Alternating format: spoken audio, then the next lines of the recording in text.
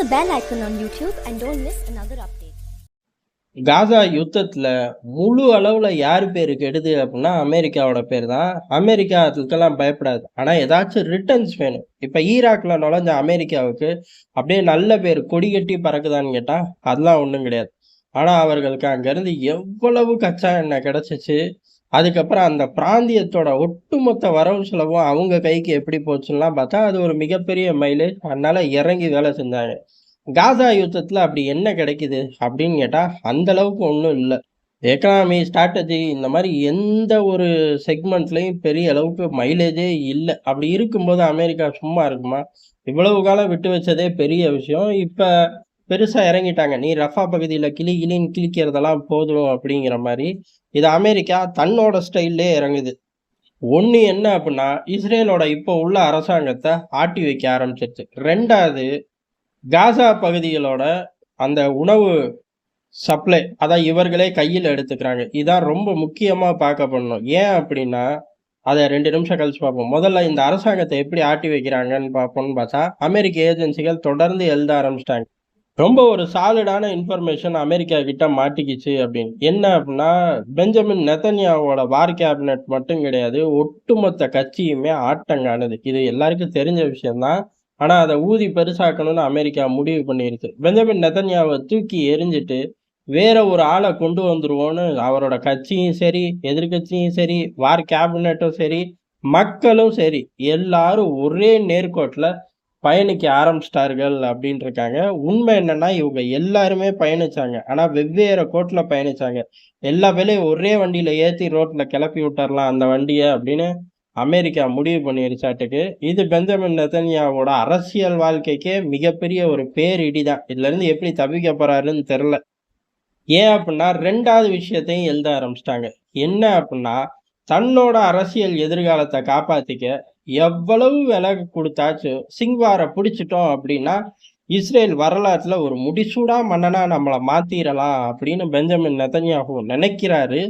அதே நினைப்ப மெல்ல மெல்ல வார் கேபினட்ல உள்ள மற்ற ஆட்கள் மனசுலையும் திணிக்கிறார். இதை மட்டும் சாதிச்சிட்டோம்னா அப்புறம் என்ன, எல்லாம் நமக்கு தான் அப்படிங்கிறனால கொஞ்சம் கொஞ்சமா இவர் பெஞ்சமின் நெதன்யாஹூ எதிர்ப்பு அப்படிங்கிறத தாண்டி சிங்வாரை பிடிக்கணும் அப்படி மூலியமா நமக்கு மிகப்பெரிய அரசியல் வாழ்க்கை, நம்மளோட மைலேஜ் எகிரும், இந்த ஒரு விஷயத்த இவர் தான் செய்யறாரு, அதை பிடிச்சுக்கிட்டு எல்லாரும் ஓடுறார்கள் ஒரே திசையை பார்த்து அப்படின்னு சொல்லி அடுத்த ஆர்டிக்கலும் ரிலீஸ் பண்றாங்க. இந்த மாதிரி வெவ்வேறு விஷயம் ஆர்டிக்கல் மட்டும் கிடையாது, எல்லா இடத்துலயும் உட்காந்து இதை பத்தி தான் பெரும் பேச்சு ஓடுது. இப்படி பெரும் பேச்சு ஓடுச்சு அப்படின்னாலே ஆட்டோமேட்டிக்கா அங்க பெஞ்சமின் நெதன்யாஹூவை கிளைக்க அமெரிக்கா தயாராயிருச்சு.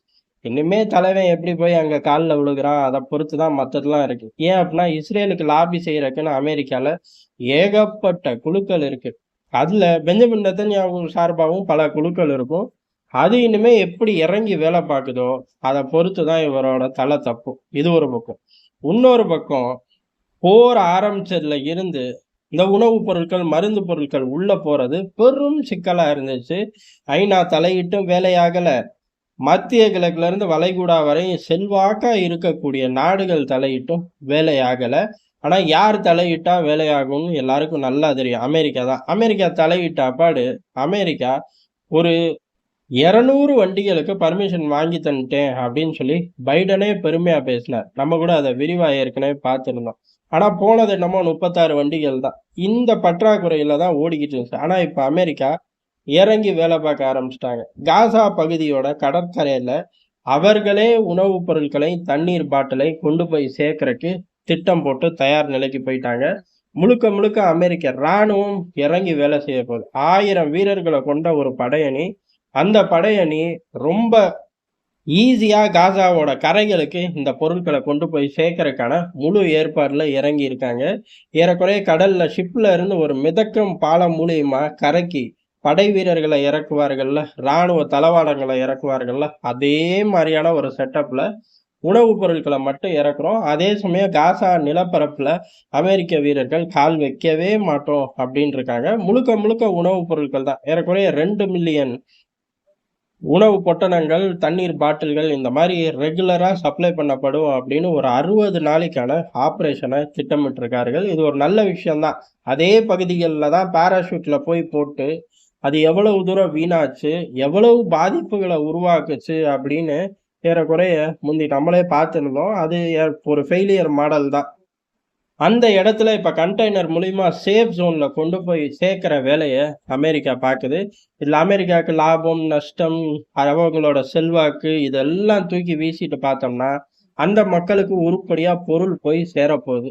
அதுல எந்த ஒரு மாற்றமும் இல்ல. அது இப்ப தெளிவா தெரிஞ்சிருது. இங்க உள்ள ஒரே ஒரு கேள்வி என்ன அப்டின்னா, அமெரிக்கா செய்யக்கூடிய இந்த ஏற்பாட மத்திய கிழக்குல இருந்து வளைகுடா வரை கொள்ள பயலுக இருக்காய்ங்க.